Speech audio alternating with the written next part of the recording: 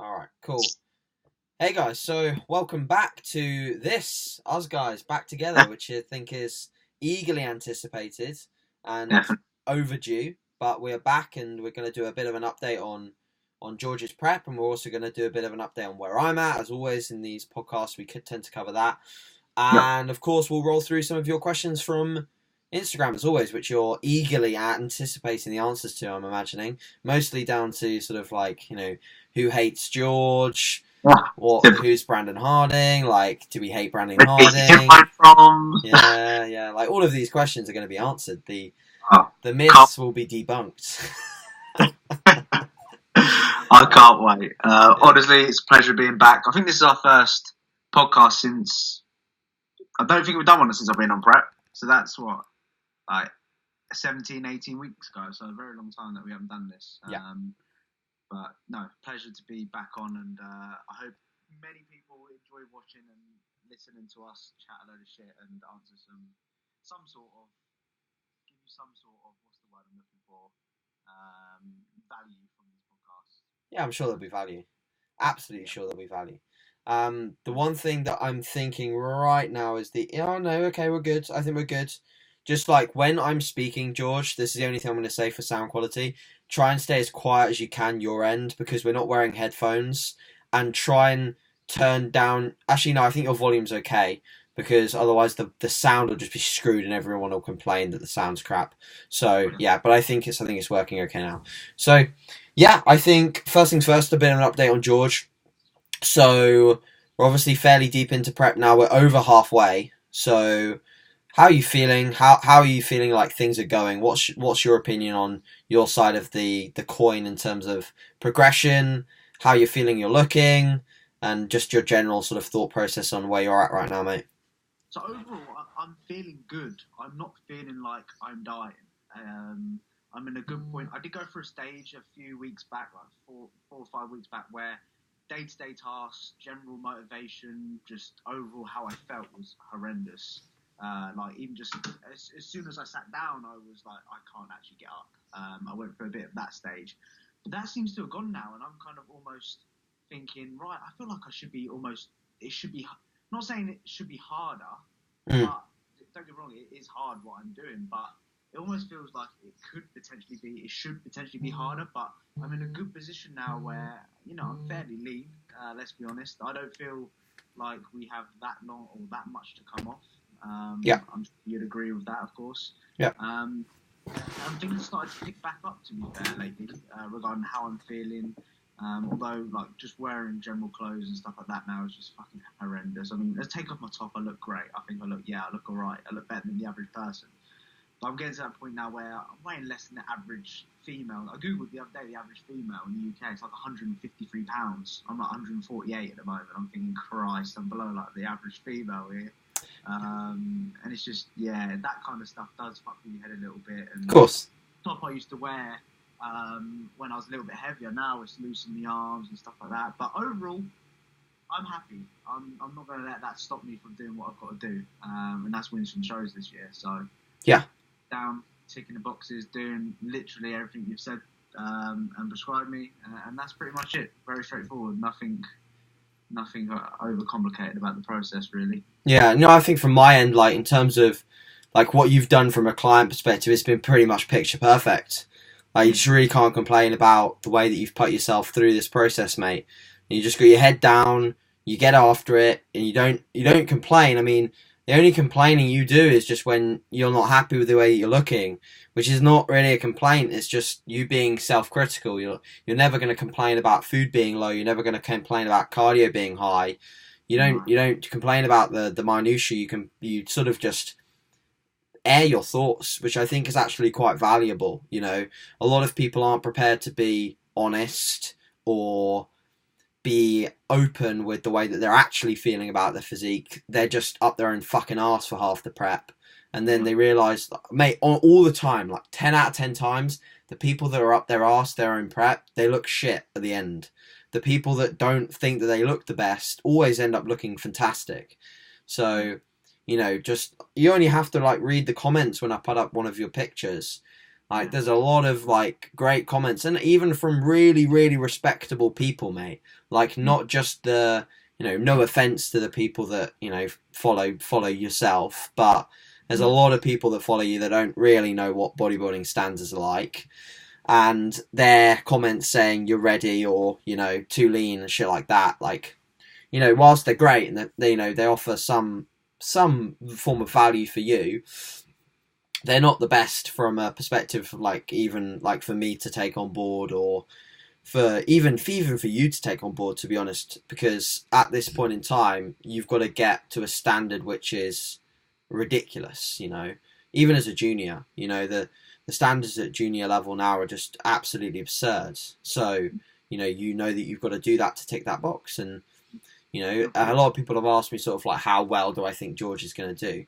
And it's actually an impossible question to answer in a lot of ways, because you don't know who's going to turn up this year.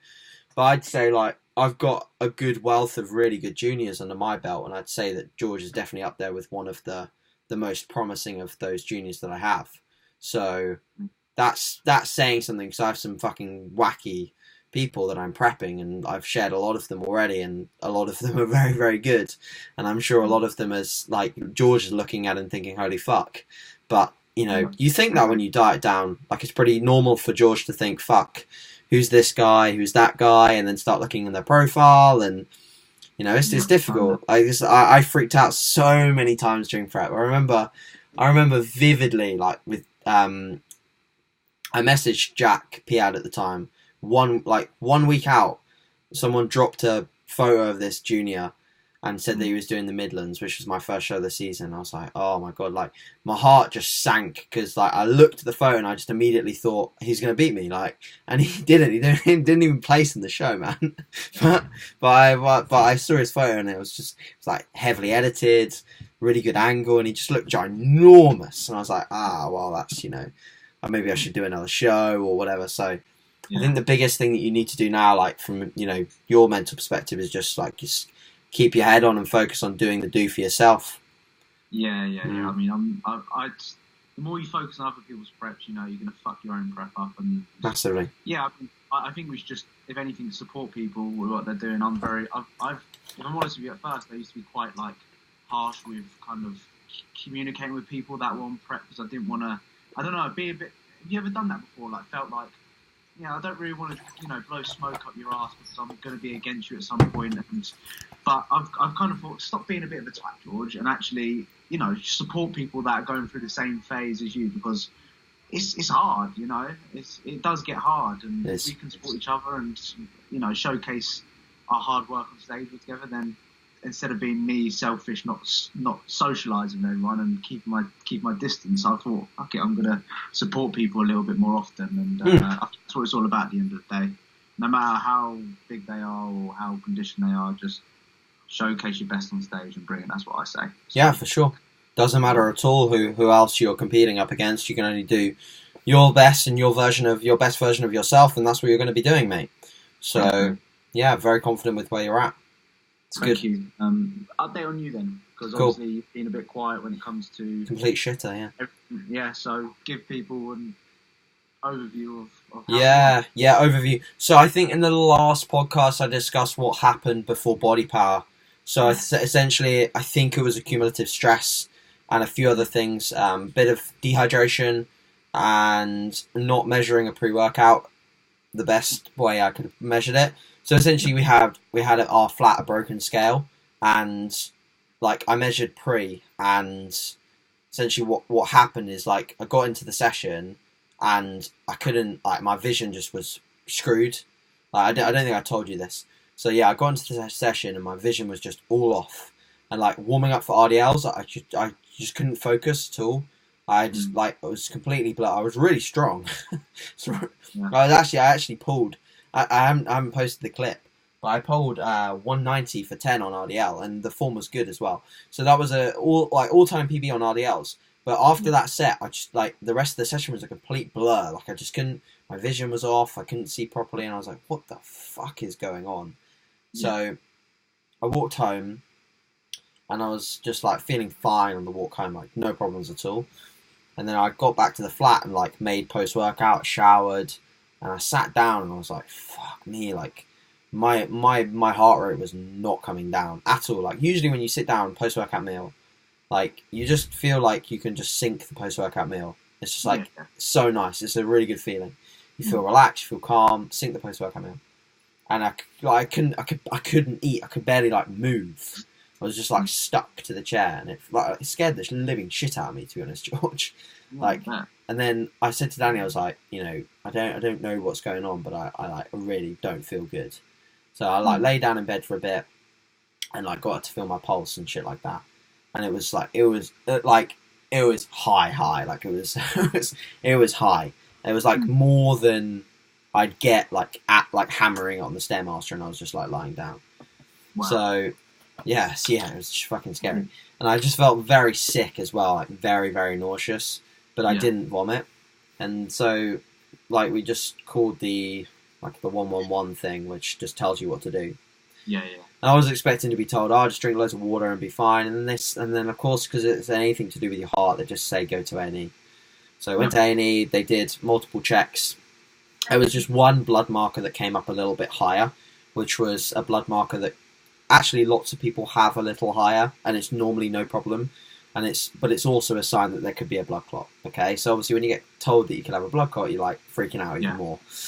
So went home that evening, slept, came back to the this is all before body power. Like this is all before 3 days of body power, and also in my head the feeling of having to get behind on work that I should already be ahead on.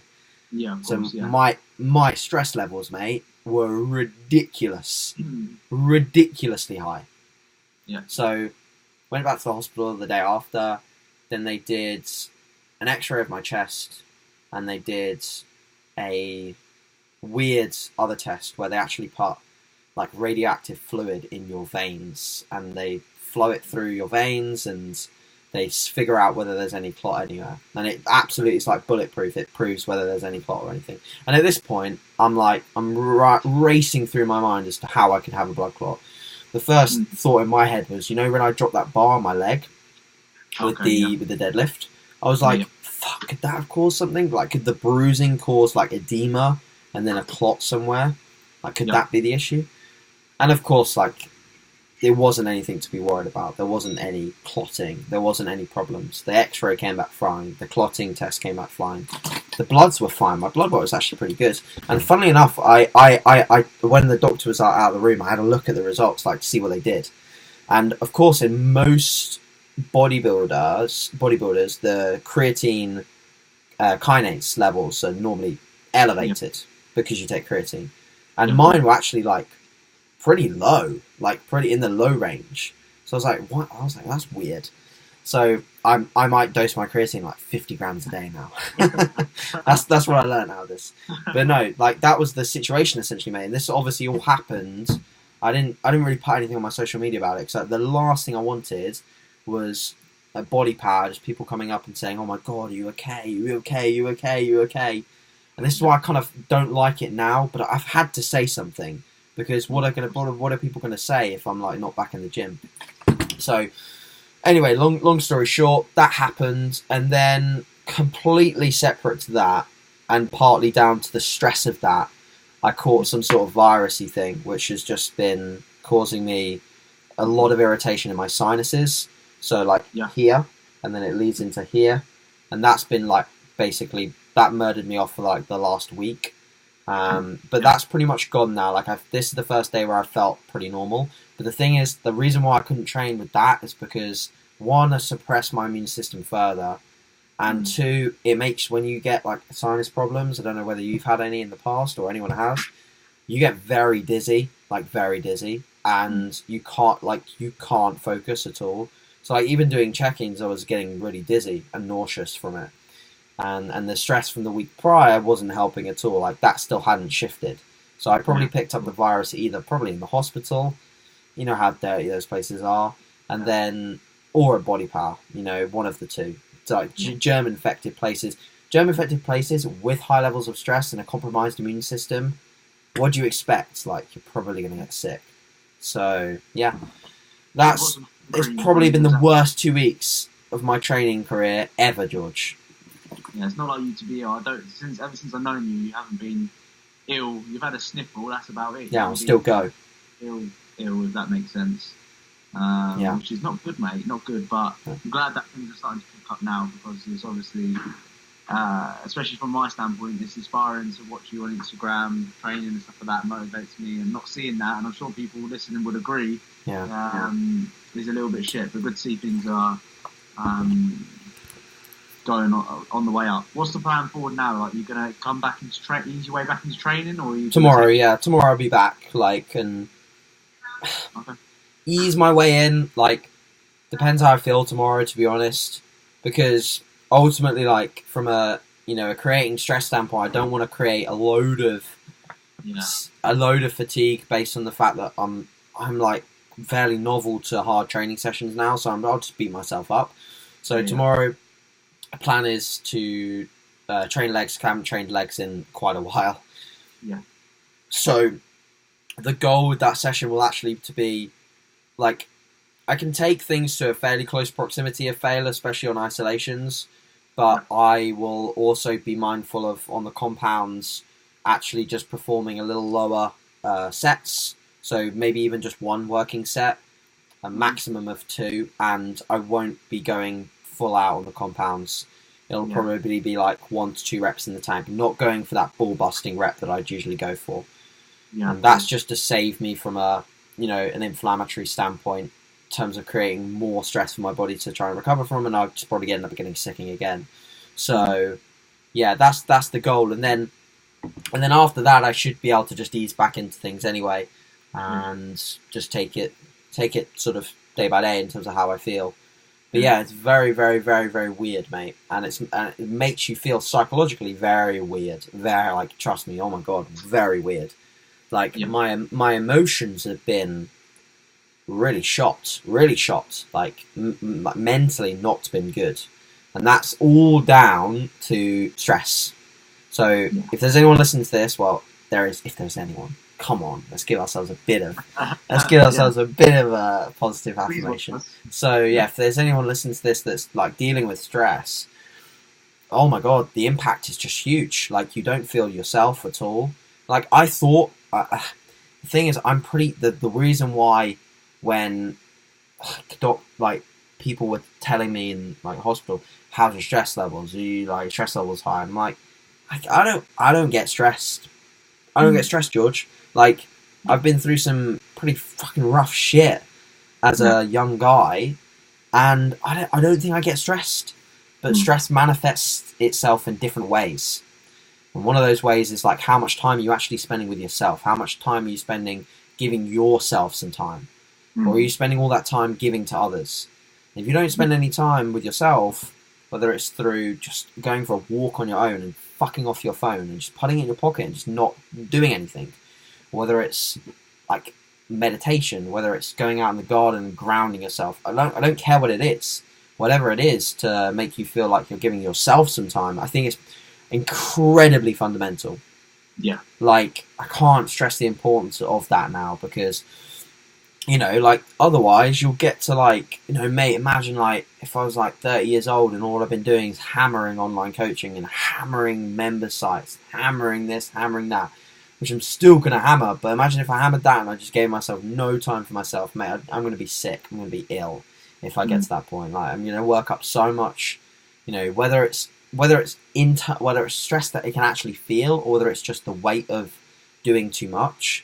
Yep. Your body can't handle it at some point. Like, your body's not a machine. It's not able to cope with like every single stress you throw at it all the time.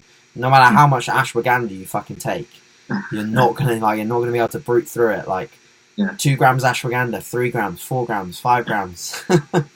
Fuck that. Like, just, you're not gonna be able to recover from it. So and I've learned a lot. Like, I've done a lot of research into I've done even more research into the nervous system with this. I've asked some really clever people a lot of questions. I've been lucky enough that I actually spoke to Dr. Dean a little bit about this as well, and sort of like the effects that the stress that I accumulated over that 5-day window had on my nervous system. And he was talking to me about how you can literally, like, if you're accumulating so much stress, whether it's worry, anxiety, or something that's caused chronic stress, you can essentially spend such a degree of time in a sympathetic dominant environment that your brain essentially rewires itself to a degree that you are almost constantly in a sympathetic dominant state. So your body's constantly releasing like adrenaline, and you're constantly in that fight or flight mode. So imagine feeling like you're approaching a top set, but all day. That's how I felt for like 5 days after that incident in Body Power. Like I felt like I was literally on edge all the time. Yeah. And it's not, trust me, mate, it's not a nice feeling. You feel like you're gonna have like you legit feel like you're gonna have a panic attack or something. It's pretty scary stuff. And so like I'm lucky that I've got some pretty cool people around me that can reassure me. Like speaking to someone as knowledgeable as Dr. Dean, and obviously having a girlfriend that has a very good level head on her shoulders, and she just keeps telling me that I don't need to worry and that I'm good, which is very reassuring. And obviously at the end of the day, you know, like I've had multiple tests done, but they do sit with you in your head. So I'm not used to going to a hospital. I don't like going to hospitals, man. I hate it. So I barely book doctor's appointment. Well, I can't remember the last doctor's appointment I've had because I hate it. I just hate admitting that I'm not well, you know. Yeah. I don't like that at all. But these things happen, mate. And yes, I get that. I've learned something from it, that's for sure. So, yeah. Hopefully that's helpful for some people. yeah, definitely. Yeah, sure. But good to see things on the way up, though. That's important. I think Danny's been a huge... what's the word I'm looking for here? I'm terrible with words. But I definitely think she's helped you a lot, because if you was on your own, you'd still be smashing out work, you'd still be kind of focused on what you're doing. But what Danny allows you to do as well is allows you actually to switch off a little bit. Yeah. And that's good. That's good. You should. You'll probably find that you've probably recovered a lot better by switching off a little bit more instead of, you know, you'd have probably been training still. Probably doing the member site, doing YouTube, all that kind of stuff. You'd still be smashing it out. So honestly, I think Danny's been a huge influence as well for your. She's legit, like, without being soppy, like she's legit like the best thing that's happened to me in a long time, mate.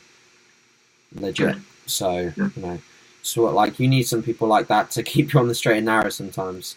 Very, very important. And yeah, obviously, like for me, another thing that I think I've also learned is like just environment. So I'm lucky enough to be up staying with Danny's parents at the moment, or a mum's house, and the environment here is just completely different from a nervous system perspective. Like if you look at a city centre, like you've stayed at mine, it's a constantly stimulated environment. Like there's sirens, there's noises, there's partying, there's people everywhere. There is no peace and quiet. Like you can walk down the canal, yeah, it's nice, but what's at the canal? Clothes of people, clothes of noise. Like you never get a chance to remove yourself from that stimulated environment. Like I cannot tell you how much better I feel in an environment where I can just go out and like hear nothing. And I thought that when I was, you know, when I lived down in Brighton, I thought that was annoying me. Like I thought that the silence and the quietness aspect of where I lived was frustrating. And how wrong was I, mate? Like it's nice to live in a city centre in a lot of ways. You can walk to so much, and you know you can do so many great things. But when you get the wrong side of your nervous system, you're not in a good place to recover in a city centre. Like it's probably the worst place for you to be. So I'm very, very lucky to be able to stay in an environment like this for a short time period. So and that's made me rethink where we live in the future. To be honest, like we're definitely moving up this way in August, and our initial plan was to actually live in like Sheff city centre and just rent a flat and do a very similar thing to Birmingham. But now we're definitely looking at doing something where we'll rent like a house or something more outside of Sheffield, like not city centre. And have the ability to like walk somewhere where there is no noise, and walk somewhere where there's just quiet and peace and no sirens, no noise. Like that's the goal. So I think everything happens for a reason, right, mate? Because if this hadn't happened, I'd probably be in a flat in Sheffield in August. Yeah, of course. And you appreciate your the environment that you're in now a little bit more when you've been so Massively. When you've been away. Like when I go up to yours, it's like wow, quite surreal. Like it's quite a lot to take in because I'm used to kind of Danny's kind of surroundings. But when I come up to you, Birmingham, or go to any city centre, it's quite overwhelming when it comes to wow, this is a lot of people, lots going on, and things like that. So yeah, I can totally understand. Of course, where you're from there, of course. So yeah, mate, it's I definitely good learning curve as well. Yeah, bit of a weird podcast episode, but I think it's better than just hearing I've like hit PBs all the time. Like people are probably bored of like me hitting PBs. Like they want to just see something. I don't think they're bored of me hitting PBs, but they want to see real. Like they don't want to see bullshit. Like this is not bullshit. I've just told you everything that's happened over the last 2 weeks, and I'm absolutely fine and open to be honest about that. Like. I think the best thing you can be in these situations. I had a client this morning check in and said, "Look, AJ, I just want to be honest with you this week." Like, and he told me what happened, and he opened up about a lot of things that are very personal to him.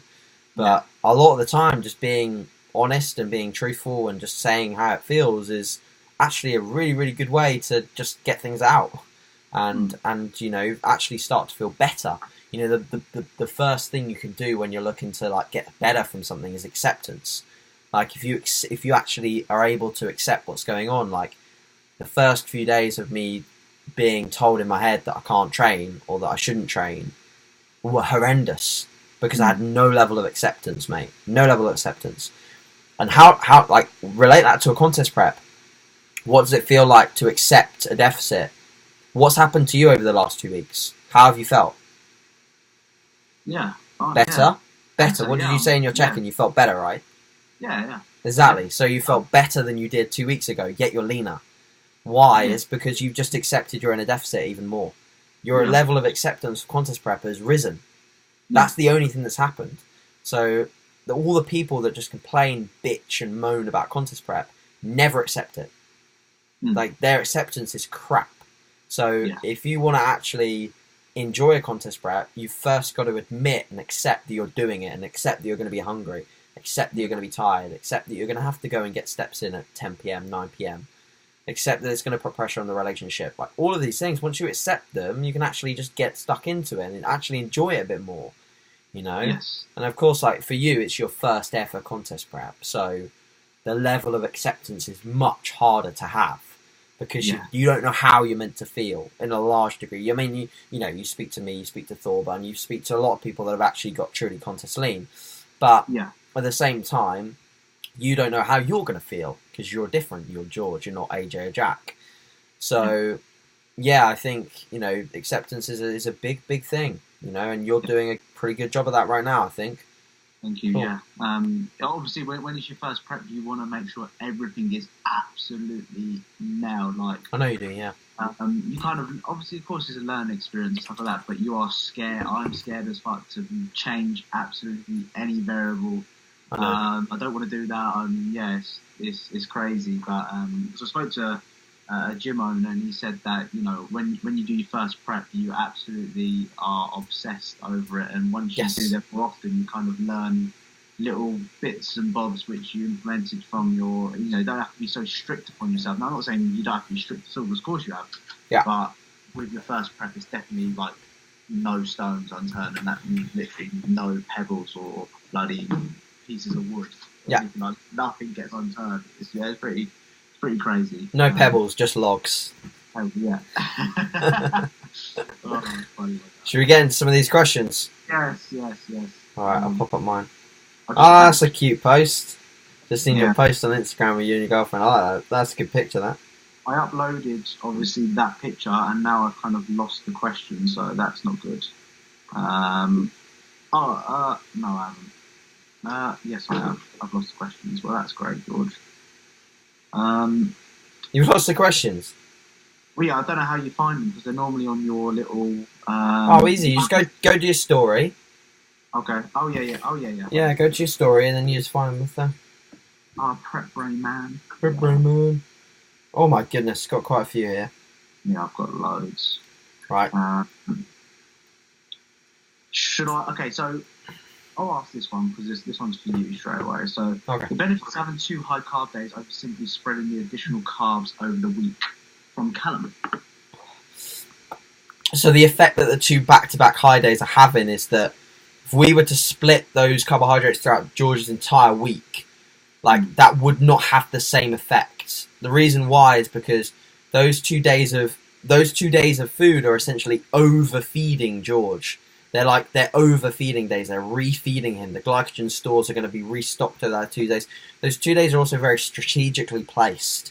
They're placed on training days, specifically training days. And usually I select the days in which they go. And I place them and I just sort of say, okay, have it here and here. And I plan them out specifically to make the week optimal. Yep. If I was to spread those carbs across the entire week, it just wouldn't work the same way. From a partitioning perspective and also like peak week data, it allows us to see how George responds to those 2 days back to back and how the physique looks after those 2 days. So like, what are we seeing from a cosmetic perspective over the course of the two back-to-back high days? If we had split all over the course of the week, it'd make no difference. There's no sort of recomposition or reassimilation of carbohydrates because there's no low period. It was just all managed. I do understand why some people would favour more linear calories, and for some dieting people that actually works far better. An example is I don't have all of my clients on 2-day refeeds. I don't. It's just because it doesn't work for everyone the same way that it works for George. The 2 high days for George just are so significantly important. I don't think George should ever do a diet where he doesn't have 2 high days. Like the first phase of the diet, of course, like you can have no high days, fine, you can get off some of the fat. But I think for George to get contest lean in some sort of sanity, he needs the 2 high days. And, from a physique perspective as well, it favours him massively in so many ways. So, yeah, I'd say if you're more of a dieter that does accumulate a decent degree of diet fatigue throughout the week, and whether that's showing within your mood, your performance, or your physique, the 2 high days will offer you far more value than just the linear higher calories. Yep, definitely. I've got a high day tomorrow, and yeah, I can tell. I'm super fucking excited. You've burnt 10 calories there just in the excitement. I'll go for a run now, right? Yeah. Exactly. Yes. So, all right. Kind of, mate, hope that answers your question, buddy. Yeah, cool. I'll take one from my angle. So, someone asked, will I still coach George in his off season, whenever that may be? Yes, definitely. For the first period, definitely, and then for as long as you want, mate. You can stay for as long as you want. I've never had a coach in my off season. Don't get me wrong, my off seasons or my surplus are productive, but I've actually learned like investing into getting a coach. I didn't realise how important that is, and I've learned that from just doing my contest prep phase. So I'm excited to see the progress I can make in my off season for sure. So but yeah, definitely. And I think as you get busier as a coach, mate, having someone in your corner when you're giving a lot of your time to other people, I think that's going to be mighty beneficial. Yes. Because you're only going to get busier, my dude. Like, you literally are going to be full by the time you finish prep. This is the busiest I've ever been regarding coaching. Like, I'll get to the point now where I need to, like, don't get me wrong, it's great taking these individuals on, I absolutely love it. But I need to be a little bit smarter now and realise actually I don't want this taken away from my prep. I'm not at that stage yet, but I can feel if I keep doing this, it's going to be a point where, yes, I'm going to have to be a little bit selfish and actually turn people away. Please do, because you'll really ruin your prep if you take on board too many, mate. Definitely. 30 max. Yeah, definitely. 30 max. I know, but the thing is, it's hard. Me and Danny were talking about this last night. Like, she's really busy at the moment and getting a lot of inquiries. And she got an inquiry last night, and like she's probably at a point where she's almost struggling to set people up, but she does it really well. She'll schedule them in certain weeks where they can start, not do them all at once, basically. But like she'll get an email from someone and they'll say like, "Been following you for ages. I love what you do. You're so inspiring." And like write some like amazing message, and then like if they were to get back from that message, "Oh, I'm full. Try again soon." Like, fuck. Like, it's so difficult. And I, the way I do it now, mate, unfortunately, is I don't read it. I can't read the application. Because as soon as I read it, I want to work with them. Like, Yeah. I have 3 or 4 applications just sitting in a folder in my Gmail under applications. And I'm sorry if one of those applications is yours and you're listening to this, but I really can't take on board anymore because it's just it's not gonna work out well. I know people that have taken on board too much, and it never works out well at all. It's never going to be good. This one's quite a good one. So, ideal environment when at work/home for creating an overload session later on. Oh my goodness! Wow. Yeah. That's really deep thought into that session. What's your ideal environment when you're doing your work at home to ensure that your session is? It's going to be very individual based. You know what I mean? Because we have little things which you and I do, which set up well for our session later. But let's just go through what you do, what you do exactly, and see if anyone can take. Yeah. So when I'm in the flat, my normal routine pre-session will be wake up, like immediately drink a lot of water, like immediately hydrate, and then get on with work at my standing desk in the spare room. And I find that standing really helps in terms of just keeping hip, low back, glute, etc. health in good check. Yep. The more I sit, the more I get glute, low back, hip problems. Yeah. However, I must admit, touch wood, George, having these rest days and way more time off the gym, like I can honestly say, I feel like I've got no injuries right now. None. No niggles. Like none. Nothing hurts. That's the weird thing. Like tendons and joints sometimes need a little longer, like than maybe a traditional 4-day deload to actually recover, because obviously they're way less adaptive than muscle tissue.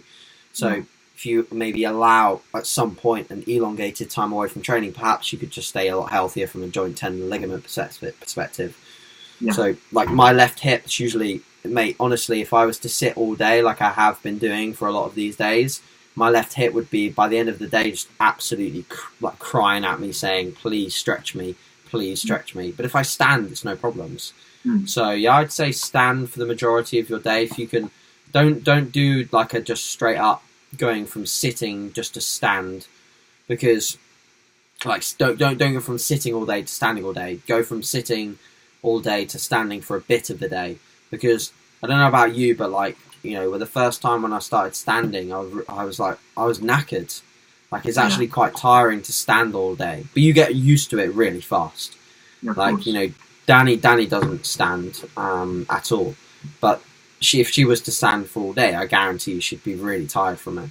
I'm standing now, in fact. I know you are, yeah. I'd usually be standing if I was like back to normal health. I don't have issues. Feet hurt a little bit, but other than that, it's not. I'd much rather it, but more productive, feel like healthier as well.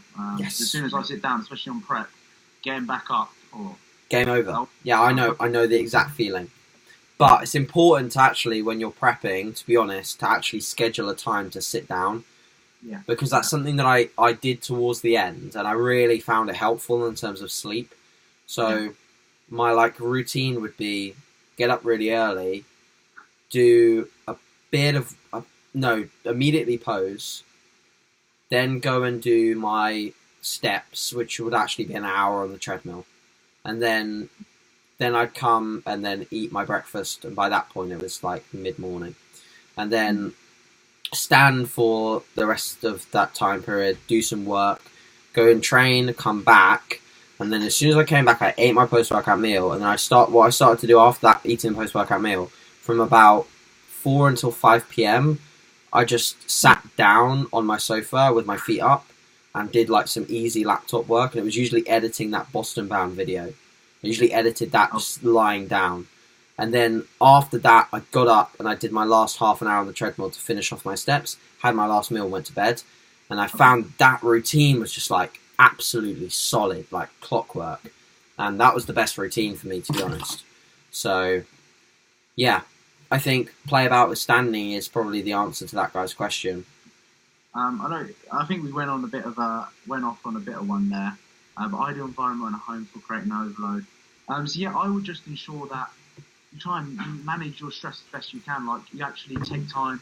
What I like to do in my pre-workout is just I actually sit down I watch a video. When I eat, I don't watch videos of me actually training. I actually watch videos which I enjoy watching just outside of the gym. Now, when it's filling in my logbook and stuff like that, actually, like that 45 minutes to 45 minutes before I train, I'll start watching people that squat really heavy or doing the movements, which I'm doing that particular session beforehand.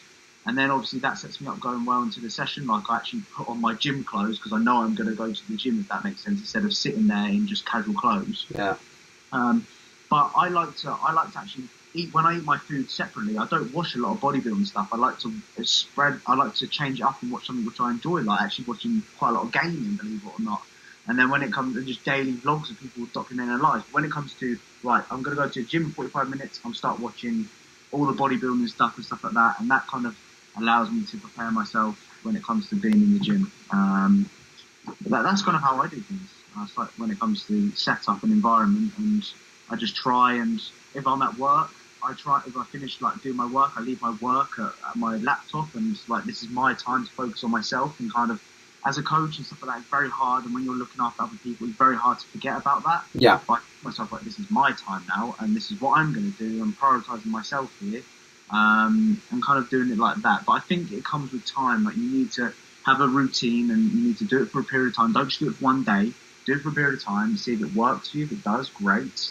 If it doesn't, then chop and change. Take a few bits out, and that perfect environment is very individual based. So find what works best for you. If it works, keep doing it. If it doesn't work, fucking change it. Simple as that. That's how I answer it.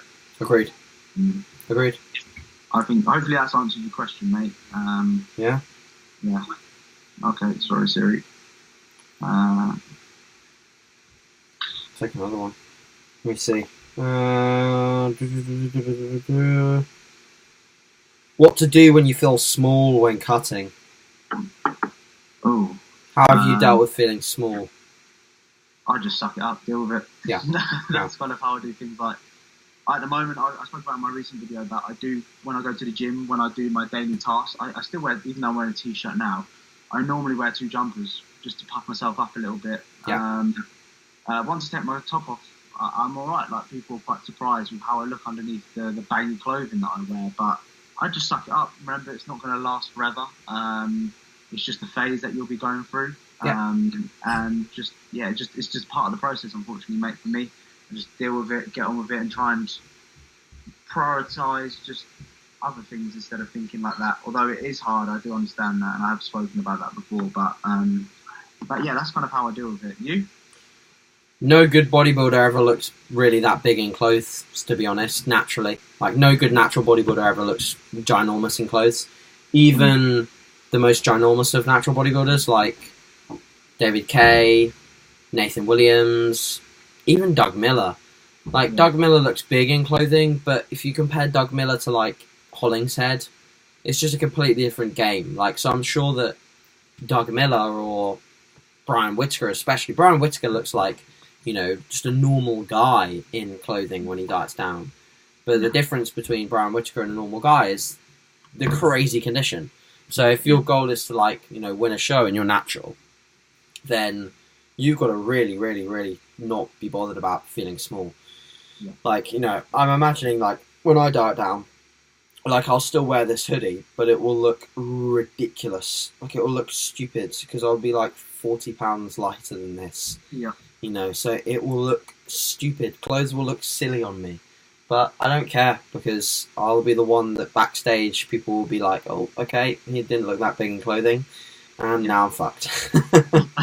And that's what people are going to be like with you, mate. Because you're going to walk in, they're going to be like, oh, who's this George Wild? They're probably going to see your photos and be scared anyway. So. You stop uploading photos for a little bit and surprise a few people. Yeah, when you get those like deep glute striations, which you will have, like that's maybe when you want to just stop like uploading for a little bit and then just let people wait and see. That would be pretty cool because then people would be like, oh, okay, like he had like close to striated glutes, and then they'll come up on show day and they'll be like, whoa, like blown away by the striated arse. Well, I've got one from Liam, which we can actually use this in the title or whatever, so it'll give me a clickbait. Thoughts on Brandon Harding's prep style compared to your own? Okay, right. Sure. So, funnily enough, obviously, the issue is I've followed Brandon's prep and I really like him. think he's a good. I think he's a good guy. To be honest, I think he's a good guy. I don't think there's anything wrong with Brandon. I think it's, and actually from a business perspective, I think he's got his head on. That kid has got his head on. Like, he is not having any problem with money. That's for sure. So yeah.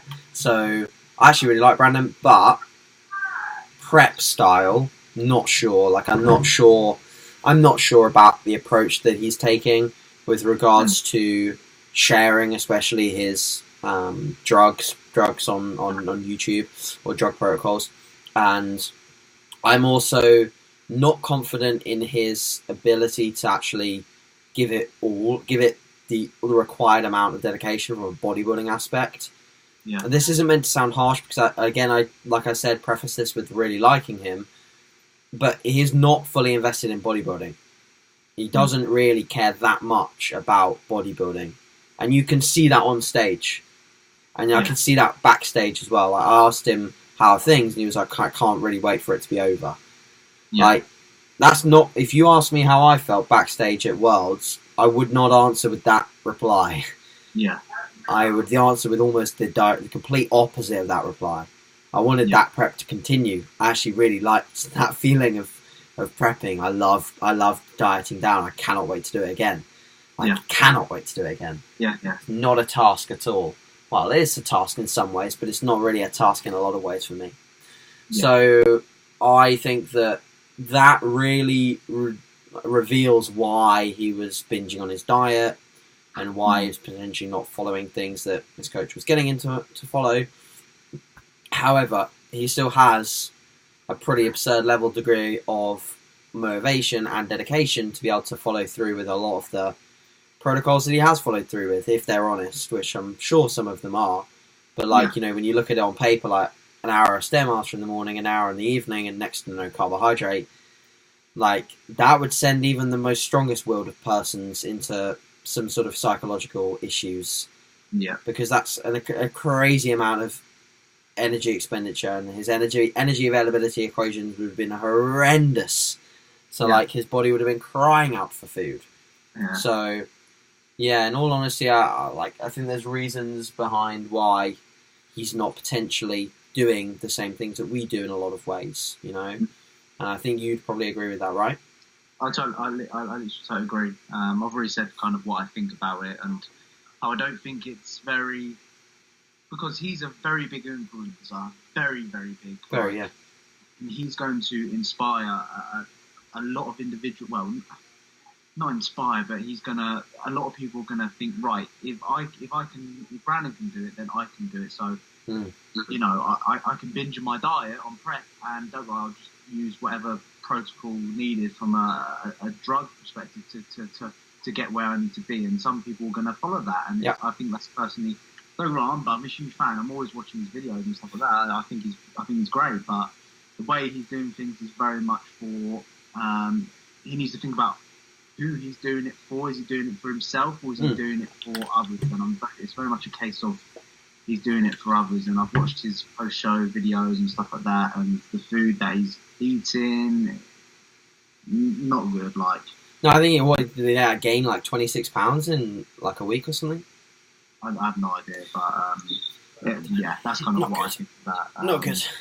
Yeah, but that's fine. Like, I think it just, from my perspective, it almost, to a degree, it irritates me a bit, if I'm honest, because to see someone with the genetic potential that he has and not fully capitalizing on it really does frustrate me, because there's so many people, there's so many clients that I coach that would give anything to have his level of genetics, and it's just a shame to see them not capitalized on, and it would be really, really nice to see them absolutely fully rinsed, imagine how good he would look.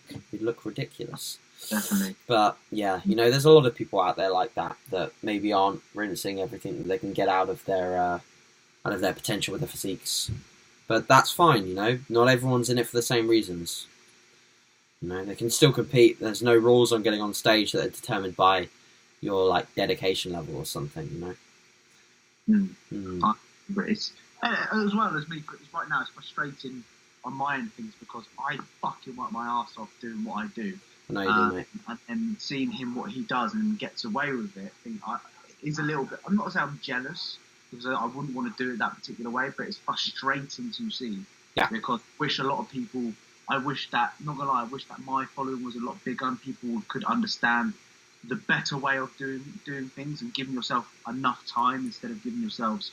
I mean, yes, assisted does help, of course, but what Brandon's done within that 12 weeks, is that the best 12 weeks he's ever committed to? Absolutely not. That's embarrassing compared to my 12 weeks of prep. I didn't miss absolutely anything, but Brandon had to have a meal plan in 12 weeks and binge in 12 weeks, whatever it may be. So it is frustrating because that's what... Your following is only getting better though, mate. Yeah, I mean... I know that it's not on Brandon's level, but it's still a very, very good level. And the people that you are impacting is still quite large. So, little growth here and there, and you'll be one of the bigger YouTubers in no time, mate. For sure. Question on your end, or yeah, I'll do one. Yeah. I've got a quick one for you quickly. Top 3 tips on how to avoid cardio interfering with performance and muscle loss. Okay. This PT. Yeah, so the first thing you want to do is look at the time of the cardio. So the interference effect is obviously going to be pretty diminished if you manage to do it on a rest day in the morning. Yeah. So that's the first period of time that we actually added cardio into your program into your protocols was in the morning on a rest day. Yeah. And then after that, we then thought strategically as to where else we could place it when we wanted to go up to the 4 sessions. Yeah. So to give another example is okay, let's think of the session that's going to potentially have the least impact, from having cardio on that day. And then that really came down a push for us. Yes. Because if we were to put it on pull days, you're demanding some of your lower body to stabilize loads, especially if you're deadlifting, your deadlift rotation. You're stabilizing load with that. Yeah. And if we were to put it on legs, it would basically say, goodbye to some degree of efficiency with your leg training. So I think that those are the 2 places that I'd put it initially. And then obviously you can just work around and see where you recover the best from. But rest days first, and then second to that would be the push days. And again, away from training as much as possible if you can. I mean, the least favourable place, I think, in my opinion, would probably be pre. But again, post is not great either. If you look at the way that we're going to potentially recover from that session, you look at mTOR activation, etc., etc. You can look pretty deep into why you wouldn't want to do that in that window, because you will, essentially on a very ground level, you will impact recovery to a degree with the post-workout cardio. Yes. Yeah. I pretty much agree. Yeah, I'd agree on that. Cool. You pretty much covered all that. Yeah. I've got quite a few bits. One show. I don't know, it's too long, that one. Isaac, would you advise low volume, high intensity for a 16-year-old who's been training for 1 year? I hate those types of questions. No, not really. Because how is that 16-year-old really going to be able to conceptualize being able to train as hard as you need to train with low volume? Learn how to train well with higher volumes first, but you don't even need that much volume as a 16-year-old regardless. The idea of you training at high intensities is nice, but there's very few 16-year-olds that can get to that level of intensity. In fact, I probably only know 1 or 2 that I've known in my entire life that can probably train with intensity at 16 years old. And then that comes down to a wealth of factors, like training age just being one of them. But your ability to actually train that hard from a neurological perspective at that age is probably quite unlikely. So I would just avoid going down a path of thinking you have to train a certain way when you're that age. Just train and get in and do something you enjoy. And I'd probably stick to either full body or upper lowers. Don't get dragged into bro splits or push pulls just yet. I think you could probably make a ton of progress ton of progress on an upper lower or a full body split for a long period of time before you'll need to change or adjust that. Yeah. I agree.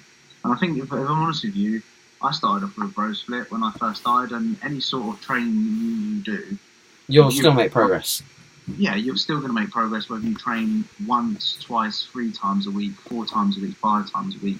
Yeah. Again, there a better way of doing things, then definitely, of course there is, but I wouldn't, at 16, I would just focus on enjoying your training, experiment, have some cool stuff, train with your fucking mates. Like, that's what I did at that age, and not really care about this low volume, high frequency shit that everyone's obsessed over now, and just actually enjoy training, enjoy eating with your friends, have a fucking pizza on the weekend and not track macros. That's what I'd instead of all this over. I know obviously people are obsessed, like I want to make the best progress I can, but once you go down that route, especially so young, you're not going to turn back. Like once you start tracking food, you can't eat food without knowing exactly what's in it. Like a pizza or anything what I eat, which obviously hasn't been for a long while, I can't post-show if I eat anything like that, which well, obviously I'm going to eat food off plan in the future, but I'm still going to look at what exactly is in it. Because and I'm sure you do the same. I'm sure you're always kind of... So don't, at that age, don't just scrap this low volume, high frequency shit. Enjoy training, eat some good food, eat protein, and just enjoy the fucking thing. That's what I'd say, mate.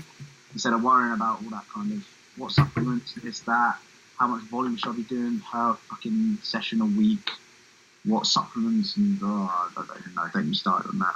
Yeah, for sure. We'll cover one more question and then we'll finish. So let's just do another juicy, topicy one. So, George, how has your relationship been with your missus recently? Okay, so you know me. I'll be straight honest with you. It's not been the best.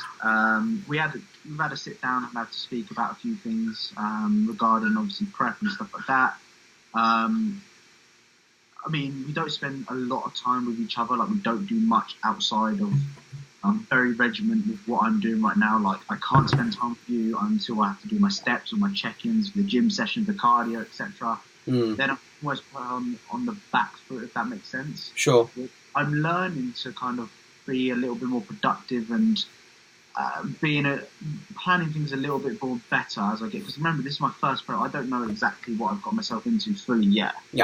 Learning experience for me, and I'm sure next time I do a prep, I'd be a lot more efficient at doing this. But it's been very much a case of, you know, it's quite difficult at times, especially both of us spending time together in the bedroom as well. Like the other day, I'll be honest, the other day we woke up 2:30 and we did it, and I was like, wow, fantastic. I have a life. Like, I ain't done that since I started prep, but it's more of a chore right now. And I know you're recording me as well. But yeah, I'll be honest with you, like, the last thing I want to do is do that at 10 o'clock at night. I'd rather go to sleep and eat a bowl of oats, if I'm honest with you. I'm sure you've understood that. As well, it's very hard, very, very hard, if I'm honest with you. But she is very understanding, and she's become more understanding as I've got deeper into this prep, and she's kind of seen what I've been like at my lowest, like falling asleep downstairs on the settee at 10 o'clock at night, with my mouth open and a bowl of oats in my hand. I did that the other week. And she's kind of understanding and supporting me, saying, "Come, George, get this done, get this done." And I always tell her, remember, it's just a phase that we're going through. It's not going to last forever. And that's one thing from their standpoint. They think it's going to last forever, and it's not going to last forever. You know, I'll be back to normal soon. It's just a phase in which, unfortunately, we're going to have to sacrifice a few things. It's been hard because, obviously, we sacrifice birthdays, anniversaries, that kind of year together, all that kind of stuff. But like I said, I'm sure we'd celebrate it when we're done. We're planning to go away on a few trips when I'm done as well, like to Norway and stuff like that. Perfect. Amsterdam and all that kind of good stuff. So I look forward to that for sure. It makes me more excited to do that instead of knowing that I've already done that with her, if that makes sense. Yeah, of course. But yeah, it's been a struggle, I'll be honest with you. There's no flowers or roses over it. It's more bloody dead leaves on the floor. Oh my goodness. Jesus, George, come on now. It's not that bad, mate. Yeah, it's not that bad. It's probably the worst thing I've fucking said. Yeah, no, you'd be good. It's been up and down, but we're still together, still fighting for it, and we're getting there. Yeah, you'll be fine. You'll be fine. I have no worries about that. Cool. One from my end, and then we'll leave it there. Cool for me. Yeah, that's good. Okay, so let's finish on the worst supplement you have taken. What's the worst supplement you've ever actually took and bought? Jeez, I don't really know, to be honest. I don't even know myself either. Worst supplement? Probably a mass gainer. Yeah, to be fair, that did ruin my guts. Gritty, swallowing that gritty, goes in your stomach, bloated. 2 minutes later, Toilet. down the toilet, straight down the toilet, and feeling absolutely horrendous, like the world is left. The world is left. Yeah, that's it. That's exactly how you feel post mass gainer. Mass gainer, post mass gainer. That's exactly mass gainer for me for sure. Yeah, agreed on that one. Cool. I think we'll leave it there, will we? Yes, mate. Yeah. Cool. All right. Yeah. Pleasure as always, and thank you to anyone that listened. I hope the audio's been okay. If it's not, I'll try and fix it.